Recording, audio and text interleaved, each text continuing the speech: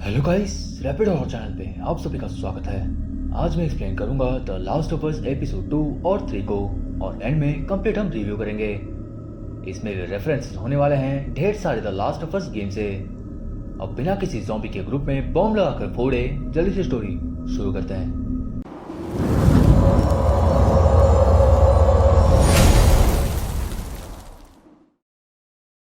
Episode 2 की शुरुआत होती है जकार्ता इंडोनेशिया 2003 में, और वो भी एक रेस्टोरेंट के अंदर, जहाँ लोग बड़े आराम से बैठकर खा पी रहे थे, और एक लेडी भी। तभी पुलिस वहां पर आ गई और इसे लेकर चली गई। ये एक प्रोफेसर है और पुलिस वाले इसे सीधे एक हॉस्पिटल में लेकर आ गए। ये लोग पहले इसे एक सील्ड रूम में लेके गए, जहाँ प्रोफेसर एक स्पेसिमेन पहले माइक्रोस्कोप से चेक करती है और कहती है ये एफियो कोर्डिसेप्स है, ये ह्यूमंस पे सर्वाइव नहीं कर सकते।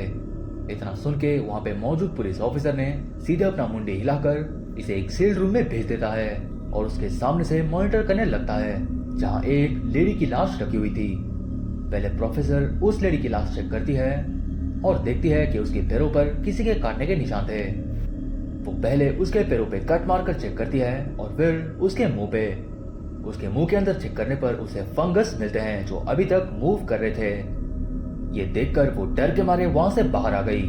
वो पुलिस ऑफिसर के साथ बैठती है और उससे बात करती है और कहती है कि इन्हें पूरी की पूरी सिटी को न्यूक करना पड़ेगा। न्यूक मतलब पूरी की पूरी सिटी को इनको फोड़ना पड़ेगा, मतलब बॉम्बार्डिंग।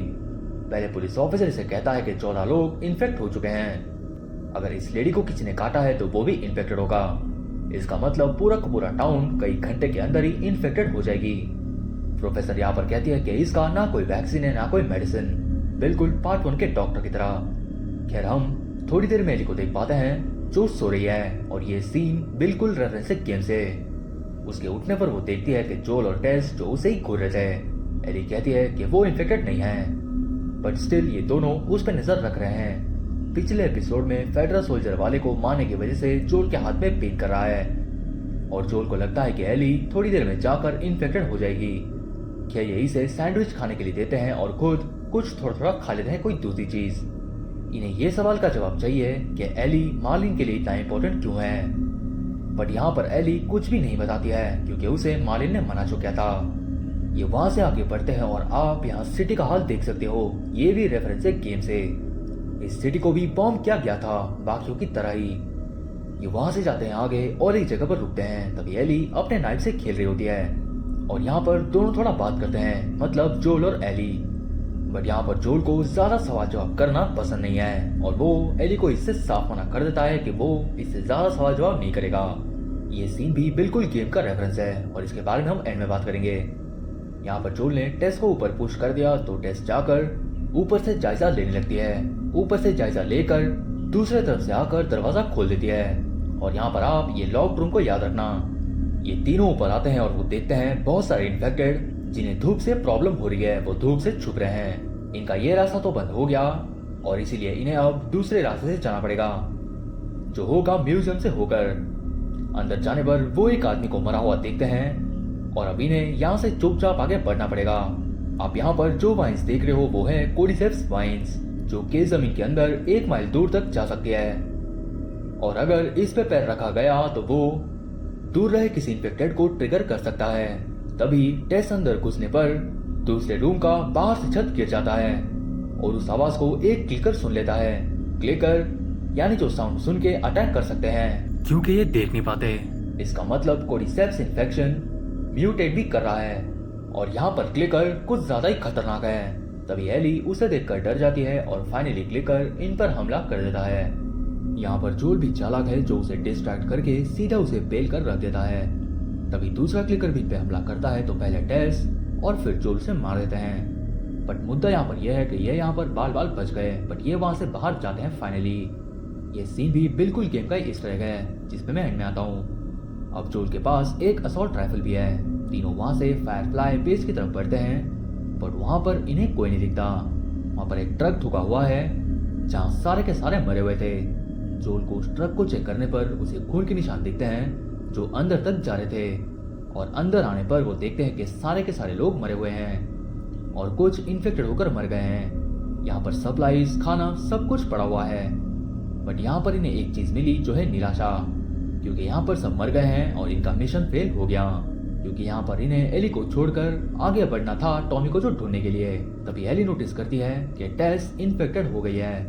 जोल भी पहले टेस को देखता है और फिर वो एली को भी देखता है, जिसका चोट ठीक हो गया है। एली को ये चोट म्यूजियम में लगी थी। यहाँ पर टेस जोल को बड़े मुश्किल से मनाती है उसको छोड़कर आगे बढ़ने के लिए, और वो कहती है कि उसे एली को बचाना पड़ेगा। तभी एक इन्फेक्टेड को जोल मार देता है, तो कोर्डिसेप्स वाइन्स के फ्रेश होने की वजह से वो दूर रहे इन्फेक्टेड को बता देता है कि यहाँ पर ह्यूमंस हैं, इसीलिए इनके पास अभी कोई चारा नहीं बचता, इन्हें वहां से भागना पड़ेगा। इसीलिए जोल एली को लेकर वहां से भागता है, तो टेस पहले वहां पर पेट्रोल डालती है और ग्रेनेड्स भी डाल देती है। तभी सारे के सारे इन्फेक्टेड भागते हुए यहाँ पर आते हैं। तभी टेस अपनी लाइटर ऑन करने की कोशिश करती है। तभी एक इन्फेक्टेड टेस को किस करने लगता है, और तभी बड़े मुश्किल से टेस अपना लाइटर जला लेती है, और सडनली बहुत बड़ा धमाका होता है। यहाँ पर टेस मरते मरते कुछ इन्फेक्टेड को अपने साथ लेके मर गई। इसी के साथ यहाँ पर एपिसोड 2 खत्म हो जाती है। खैर एपिसोड 3 की शुरुआत होती है और हम देखते हैं जोल को जो मूव कर रहे हैं 10 मील वेस्ट की तरफ और बॉस्टन से आगे। जोल जो नदी के पास था और टेस की याद में इसने एक कैन बनाया है। ये वहां पर टेस को एक आखिरी गुड बाय करता है और वहां से वो आता है जंगल में जहाँ पर एली बैठी हुई थी। उसे देखकर एली उससे बात करने की कोशिश करती है और जोल उसे कुछ खाने के लिए देता है। एली के लिए पूरा का पूरा सफर नया है, जो टेस के लिए सॉरी कह रही थी जोल को। जी नहीं, ऐसा बिल्कुल नहीं है। वो यहाँ पर कहती है कि टेस के लिए मुझे बिल्कुल भी ब्लेम मत करना। यहाँ पर एली भी बिल्कुल बैड एस है। एली यहाँ पर जोल को कहती है कि जोल का प्लान ये था कि उसे ट्रक की बैटरी लेकर मूव करना था।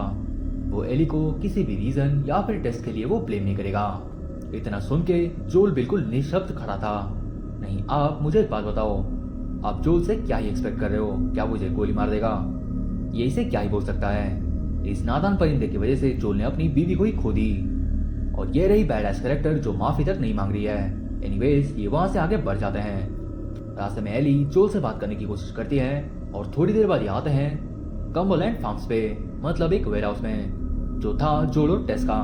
यहाँ पर सप्लाईज है और जोल को वो सामान मिल जाएगा जिसके लिए ये यहाँ पर आया है। यहाँ पर घुसने पर पहले एली भाग कर आती है मोर्टल कॉम्बैट गेम में और वो उसे चेक करती है। फिर एक्साइटेड होने के बाद एली जाती है दूसरे रूम में जहाँ उसे एक बेसमेंट मिलता है। वो उसे चेक करके उसके अंदर चली गई, जहाँ उसे एक टैम्पॉन का पैकेट मिल गया जो कि बहुत ज्यादा जरूरी है। और तभी उसे एक इन्फेक्टेड की आवाज सुनाई देती है, तो वो उसे चेक करने के लिए पहुंच गई।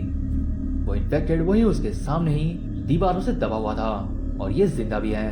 पहले तो एली उसे देखकर डर जाती है, बट फिर अपने चाकू से उसे डराती है और फिर उसके फोrehead पे कट मारती है और फिर 3 सेकंड सोचने के बाद वो उसे मुक्त कर देती है। तभी जोल के बुलाने पर वो आ गई और ये आगे बढ़ गए, जहाँ इन्हें एक क्रैश प्लेन का मलबा दिखता है। और थोड़े आगे जाने पर हमें थोड़ा बहुत पता चलता है कोर्डिसेप्स के बारे में, जो कि म्यूटेट कर गए, मतलब वो म्यूटेट कर गए फूड सप्लाइसेस, जैसे कि हो गया फ्लोर, शुगर, जो कि हर जगह बिकता था यानी पूरी दुनिया में, जैसे कि हो गया ब्रेड, मिल्क, सीरियल एक्सेट्रा। लोग उसे खाते चले गए और इन्फेक्टेड होते चले गए और बाकी कसर वो लोगों को काट कर पूरा कर दिए, पूरी दुनिया को इन्फेक्टेड करके, और ये बीमारी पूरी दुनिया में फैला दिया। और देखते ही देखते अचानक सब खत्म हो गया था 2003 में। ये सवाल था एली का कि कोर्डिसेप्स कहाँ से आए थे, उसे इसका जवाब यहाँ पर मिल गया। खैर इन दोनों के थोड़े और आगे जाने पर हम बहुत सारे स्केलेटन्स देख पाते हैं। तो फिर एली सवाल करती है कि इन्हें क्या हुआ, तो जोल उसका आंसर करता है और कहता है कि आउटब्रेक के बाद सोल्जर्स ने लोगों को कंट्री साइड से और वहां पर मौजूद स्मॉल टाउन से उठाना चालू किया।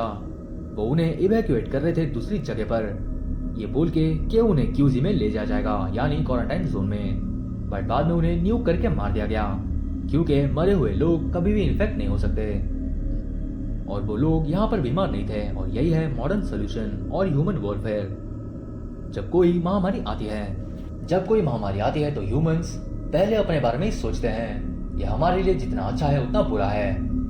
और उसी की कसर आपने पहले पार्ट में देखा जब एक सोल्जर ने जोल की बेटी को मार डाला। खैर वहां से सीन पास में शिफ्ट होता है वहीं कंट्री साइड में, जहां सोल्जर्स इवैक्यूएट कर रहे थे लोगों को। तभी हम एक बंदे को देख पाते हैं जो इवैक्यूएशन का पार्ट नहीं है, ना कि वो होना चाहता है। वो अपने बंकर पे बैठकर बाहर से सारा का सारा नजारा देख रहा है कि कैसे सोल्जर्स लोगों को लेकर वहां से जा रहे हैं। उनके जाने पर वो थोड़ी देर में अपना गन और अपना गैस मास्क पहनकर आता है बाहर चेक करने के लिए। इसका नाम है बिल।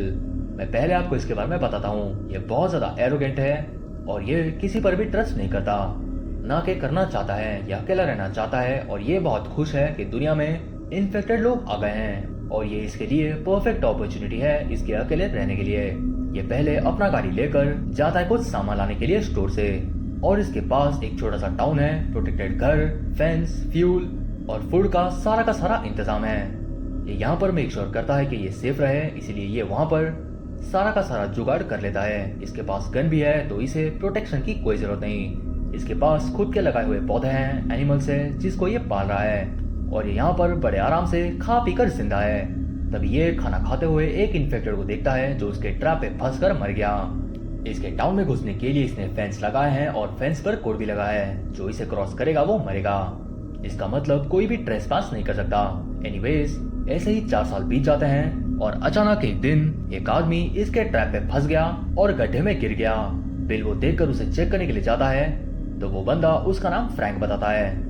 यह आदमी यहाँ पर इन्फेक्टेड नहीं है, जो आया है बाल्टीमोर क्यूजी से, और ये अपना नाम बताकर हेल्प मांगता है बिल से। बट बिल यहाँ से इसे भगा रहा था। पहले इसने फ्रैंक का झूठ पकड़ा। उसके भूखे रहने की बात सुनकर बिल उसे पहले लेकर आता है अपने घर, उसे नहाने के लिए भेजता है और उसके लिए खाना बनाकर लाता है। इसने फ्रैंक को अच्छे कपड़े पहनने के लिए भी दे दिए। अच्छा खाना खिलाकर वाइन पिलाकर बहू से यहाँ से जाने के लिए बोलता है। फ्रैंक को इतना खाना खाकर बहू से अमृत जैसा ही लग रहा था। फ्रैंक तभी वहाँ से उठकर पियानो देख के उसे बजाने के लिए जाता है, बट वो यहाँ पर इतना गंदा पियानो बजाता है जिसे देखकर बिल अब पियानो बजाने लगता है गाना गाकर। ये गाना सीधा का सीधा रेफरेंस है गेम से। यहाँ पर बिल जो गाना गाता है वो कोई भी लड़की के लिए नहीं था, क्योंकि ये गाना बहुत ज्यादा हार्ट टचिंग था। और सबसे बड़ी बात, बिल यहाँ पर गे है और सो है फ्रैंक भी। फ्रैंक ये चीज नोटिस कर लेता है और दोनों थोड़ी देर में चले गए अपने कार्यक्रम करने के लिए। बेड पर पहुंचकर दोनों एक दूसरे को संभालते हैं और सीन शिफ्ट होता है 3 साल बाद, जहां फ्रैंक और बिल को लड़ते हुए हमें दिखाया जाता है, और वो भी एक स्टूपिड से रीजन के लिए, जो यह है कि फ्रैंक पेंट करना चाहता है। ये दोनों इसीलिए भी लड़ रहे हैं क्योंकि फ्रैंक किसी को इनवाइट करना भी चाहता है और बिल को दूसरे लोगों पर भरोसा नहीं है, जैसे कि मैंने आपको बताया, और उसे किसी से मिलना भी पसंद नहीं। खैर, हम देख पाते हैं कि वो गेस्ट और कोई नहीं है, वो थे टेस और जोल। असल में यहाँ दोनों पार्टीज एक दूसरे से ट्रेड कर सकते हैं, और वो भी बहुत अच्छी अच्छी चीजों की। और ये मीटिंग भी फ्रैंक ने इसीलिए रखा था। खैर, जोल को बिल का टेबल के ऊपर ही गन रख के इन पे ट्रस्ट ना करने का बिहेवियर बिल्कुल भी पसंद नहीं आता, और वो वही चीज बिल के सामने एड्रेस करता है, जो सुन के बिल चुपचाप अपने गन को पीछे रख लेता है। अब जोल और बिल एक दूसरे से बात करते हैं, जहाँ जोल कहता है कि वो बिल के लिए एल्यूमिनियम का फेंस ले आएगा, जो कि कभी भी रस नहीं करेगी, क्योंकि जोल और टेस स्मगल करते हैं। बट यहाँ पर बिल डील को ओके नहीं करता और इन दोनों का जाने का टाइम आ जाता है। पर जोल जाते जाते कहता है कि यहाँ पर रेडर्स कभी भी हमला कर सकते हैं। रेडर्स यानी जो लोगों को लूटते हैं और जान से मार देते हैं। खैर, ऐसे ही 3 साल बीत जाते हैं और इन दोनों ने टेस और जोल के साथ कुछ चीजों की स्मगल कर ली थी। और यहाँ पर फेंस के ऊपर बिल का जुगाड़ आप देख लो, उसने सीधे कार ही यहाँ पर लगा दी। खैर, उसी दिन रात को जोल का कहा सच हो गया, क्योंकि रेडर्स ने 3 साल बाद ही सही बट यहाँ पर हमला कर दिया। बट इन लोगों से निपटने के लिए बिल के ट्रैप्स हैं, और बिल भी खुद गन लेकर उनसे भिड़ने के लिए चला जाता है। फ्रैंक के उठने के बाद आवाज सुनकर वो जाता है सीधे बिल के पास, जहाँ बिल को एक गोली लग गई थी। तभी फ्रैंक आकर इसे अंदर लेकर चला गया और आग जलने की वजह से रेडर्स भी वहाँ पर मर गए। यहाँ पर फाइनली फ्रैंक बिल को बचा लेता है। सीन वहाँ से 10 साल बाद शिफ्ट होता है 2023 में, जहाँ फ्रैंक को न्यूरोमस्कुलर डिसऑर्डर हो चुका है, बट गेम में वो इन्फेक्टेड था। यहाँ पर फ्रैंक अपने लाइफ को बहुत अच्छे से और मजे से जीना चाहता है, इसलिए ये पेंट भी कर रहा है और चीजों को इसने सजाया है अपने हिसाब से ही। डिजीज की वजह से ये अभी चल नहीं पा रहा है, और इसीलिए नेक्स्ट डे वो बिल को कहता है कि आज उसका आखिरी दिन होगा और वो आज मर जाएगा, क्योंकि वो इस जिंदगी से अब छुटकारा चाहता है। वो मरना चाहता है सुसाइड करके। इसलिए वो बिल को कहता है कि वाइन के साथ वो कुछ ग्राइंडेड पिल्स लाया है, जिसको पीकर वो आज रात मर जाएगा। बट बिल ये सुनकर बिल्कुल इसके अगेंस्ट था, जो सुनकर फ्रैंक कहता है कि वो अपने लवर यानी बिल के हाथ में लेट कर मरना चाहता है। और ये सुन के बिल बिल्कुल रो ही पड़ता है। बिल के लिए ये टफ था, बट वो मान जाता है। वो फ्रैंक को घुमाता है और शाम को वो शादी कर लेते हैं, खाना खा लेते हैं, और बिल फ्रैंक के ड्रिंक में पाउडर मिला देता है। वो उसे ड्रिंक पीने के लिए देता है और खुद नॉर्मल वाइन पीता है, जिसमें उसने पहले से ही पिल्स को मिला के रखा हुआ था। दोनों यहाँ पर एक दूसरे का साथ मरते दम तक नहीं छोड़ते, इसलिए दोनों बेडरूम में चले गए। दोनों ने यहाँ पर सुसाइड कर लिया। खैर सीन वहां से प्रेजेंट में शिफ्ट होता है जहां जोल और एली यहाँ पर पहुंच गए थे। सीधे जोल कोड डालकर अंदर जाता है और अंदर जाने पर इन्हें एक नोट मिलता है जो पढ़ती है एली, जहाँ पर बेसमेंट का कोड कार की चाबी के साथ बेडरूम का डोर ना खोलने के लिए बिल ने लिखा हुआ था। बिल ने यहाँ पर लिखा था कि उन्होंने विंडो खुला रखा है ताकि घर ज्यादा स्मेल ना करे। दोनों ने सुसाइड कर लिया जानकर जोल वो नोट लेकर बाहर जाता है क्योंकि वहाँ पर टेस्ट के बारे में भी लिखा हुआ था जो कि एली नहीं पढ़ती। वो बाहर जाकर थोड़ा सा सैड फील करता है और अंदर आकर वो एली को लेकर जाता है बेसमेंट में। इन्हें यहाँ पर स्ट्रॉन्ग रहकर काम करना पड़ेगा, इसलिए इन्हें आगे बढ़ना पड़ेगा। जोल पहले जाकर ट्रक की बैटरी को चेक करता है और उसे चार्ज करता है। फिर वो एली के हाथ को चेक करता है। ये दोनों यहाँ से जाएंगे वायोमिंग की तरफ टॉमी को ढूंढने के लिए। एली के ज्यादा क्वेश्चन करने पर जोल यहाँ पर एली को 3 रूल्स समझा देता है जो उसे फॉलो करना पड़ेगा। पहला है कि टेस्ट की बात एली कभी नहीं छेड़ेगी। दूसरा, इसे इसका कंडीशन छिपाना पड़ेगा और किसी को बताना नहीं है वरना लोग इसको मार देंगे। तीसरा, जो जोल बोलेगा एली को वो फॉलो करना पड़ेगा। इतना सुनकर एली सब सुन के ओके कर देती है। अब ये यहाँ से सामान उठाते हैं, नए कपड़े पहनते हैं और रेडी हो जाते हैं नहाने के बाद आगे बढ़ने के लिए। और ये यहाँ पर जो कपड़े पहनते हैं वो बिल्कुल गेम से रेफरेंस है। एली तभी एक रूम के ड्रॉर से एक गन उठा लेती है और छुपा लेती है अपने बैग में। और फाइनली इनका टाइम आ गया वहाँ से चलने का। ये सफर एली के लिए बिल्कुल नहीं होने वाली है और इंटरेस्टिंग और ज्यादा खूंखार भी। पहले वो दोनों ट्रक पे बैठते हैं और एली के लिए ये ट्रक कोई स्पेसशिप से कम नहीं है, इसलिए जोल इसका सीट बेल्ट लगा देता है क्योंकि इसको सीट बेल्ट लगाना भी नहीं आता। ये वहां से आगे निकल जाते हैं और इसी के साथ एपिसोड 3 खत्म हो जाती है। ओके, अब हम बात करते हैं एपिसोड 2 और उसके गेम से रिलेटेड ईस्टर एग्स के बारे में और कुछ फैक्ट्स के बारे में भी। जब एपिसोड 2 की शुरुआत होती है तब आप चीजें जगह बिल्कुल गेम की तरह ही नोटिस करते हो। और जब टेस और जोल और एली होटल से होकर जा रहे थे, मतलब पहला घर, तब एली कहती है कि उसे तैरना बिल्कुल नहीं आता, जबकि गेम में एली को तैरना आता था। फिर यहीं पर जब सीरीज में जोल और एली बात कर रहे थे तब यहाँ पर टेस को आप देखे थे, बट गेम में उस सीन में टेस वहाँ पर मौजूद नहीं थी। उसके बाद जब एली और जोल म्यूजियम की छत में आते हैं तभी वो और हम बॉस्टन का नजारा देख पाते हैं। और यहाँ पर बॉस्टन का नजारा था बिल्कुल गेम से सिमिलर। ये व्यू मोस्ट रिमार्केबल सीन है गेम से और सीरीज से भी। फिर जब जोल और एली और टेस होटल में गए थे तो उन्होंने 2 लॉक हुए डोर्स को देखा था, तो दूसरा रास्ता ढूंढने के लिए जोल ने टेस को लिफ्ट दिया जो ऊपर जाकर क्रॉल करके दूसरे तरफ से डोर को खोलकर इन्हें अंदर लेती है। और ये सीन भी देखकर आप बिल्कुल समझ जाओगे कि टेस के जगह जोल ने यहाँ पर एली को लिफ्ट दिया था जो जाकर दूसरे साइड से टेस की तरह डोर अनलॉक की थी गेम में। एपिसोड 2 का थर्ड लास्ट ईस्टर एग ये है कि हेल्थ किट्स जो गेम में यूज होता है वो यहाँ पर भी मौजूद था। जब टेस के पैर में चोट लग गई थी तो जोल ने भी एक टेप बांध दिया था टेस के पैरों पे और उसने एक नाइफ दिया था एली को उसके चोट पे रख के उसको कवर करने के लिए। सेकंड लास्ट ईस्टर एग है एली का स्विच ब्लेड जो हमें अच्छे से दिखाया जाता है, जो एली का प्राइमरी वेपन है और वो भी दोनों गेम में। और सबसे बड़ी बात ये स्विच ब्लेड है एली के मॉम का। एपिसोड 2 का लास्ट ईस्टर एग है टेस का लाइटर, जिसको इस गेम के मेकर्स ने ट्वीट करके अपने फैन से पूछा था। अगर आपने अनचार्टेड फूड देखा है तो आप ये लाइटर देखकर बिल्कुल समझ जाओगे कि ये लाइटर किसका रेफरेंस है। खैर, अब हम बात करते हैं एपिसोड 3 के ईस्टर एग्स के बारे में। ये एपिसोड खास करके बिल और फ्रैंक पर बेस्ड था और यहाँ पर ईस्टर एग्स भर भर के मौजूद हैं। पहला है ओपनिंग सीन जब जोल चुपचाप नदी के पास बैठकर कैन बना रहा था टेस के लिए, जो उसको एक आखिरी गुड बाय कर रहा था। दूसरा है एली और जोल का जंगल का कन्वर्सेशन। ये सीन और कन्वर्सेशन बिल्कुल गेम का रेफरेंस है। फिर जब जोल और एली वेयर हाउस में पहुंचते हैं तब एली भागती है एक मशीन की तरफ जो था मॉर्टल कॉम्बैट 2 का और ये सीन भी बिल्कुल रेफरेंस है गेम का। फिर ये कोरिसेप्स का एक्सप्लेनेशन जो पेपर में था गेम में, और यहाँ पर जोल ने एली को बताया था कि कैसे आउटब्रेक हुआ और कैसे बाकी बाद में चीजें प्रॉब्लमेटिक हो गई। फिर है बिल का टाउन लिंकॉन जो है असल में मैसेच्यूसेट में, जो बिल्कुल रियल लिंकन टाउन है मैसेच्यूसेट अमेरिका का। फिर है बिल का गैस मास्क और फिर बिल के ट्रैप्स जो कि बिल्कुल गेम से सिमिलर है। फिर है बिल का पर्सनालिटी जो नीट रेफरेंस है गेम से, जैसे कि मैंने आपको बताया था कि बिल भरोसे के लायक नहीं था और अकेले वो जीना चाहता था। उसने बंकर बनाकर कैमरेज भी लगा दिए थे। फिर बाद में उसे फ्रैंक मिला जिसे वो अपने टाउन में अलाउ किया था। फिर है वो गाना लॉन्ग लॉन्ग टाइम और उसके लिरिक्स और बिल का सुसाइड नोट भी। और यहाँ अगर मैं सुसाइड की बात करूँ तो गेम में फ्रैंक ने सुसाइड कर लिया था खुद को हैंग करके, बट सीरीज में दोनों ने ही सुसाइड कर लिया। फिर है वो रेडर्स वाला सीन जब बिल उन्हें फेस करने गया था और उसे गोली लग गई थी। ये भी ओरिजिनल गेम का ही रेफरेंस है, बट वहाँ बिल और फ्रैंक दोनों ने उससे फाइट किया था। फिर आता है बिल और फ्रैंक की शादी, जबकि गे मैरिज यूएस में लीगल नहीं था लास्ट ऑफ अस गेम की दुनिया में, बट गेम की दुनिया में पहले यहाँ पर इनका गे मैरिज हो गया। फिर आता है बिल और फ्रैंक का लास्ट डिनर। ऐसे ही पहले दिन बिल ने फ्रैंक के लिए बनाया था खाना 20 साल पहले। सेकेंड लास्ट ईस्टर एग है जोल और एली का आइकॉनिक आउटफिट, जिसको देख के आप बिल्कुल समझ गए होंगे कि ये गेम से सीधा सीधा रेफरेंस था। लास्ट में बिल का ट्रक का मॉडल, उसका कलर बिल्कुल वैसा ही था जैसे गेम में हमने देखा था। अगर आपने गेम खेला है तो आप ये देखकर बिल्कुल समझ गए होंगे। ये सीन हम last of us games fans के लिए बहुत ज्यादा यूनिक है और बहुत ज्यादा मेमोरेबल भी। और लास्ट ईस्टर एग था कैसेट वाला सीन और वो सॉन्ग और ट्रक के अंदर का व्यू भी।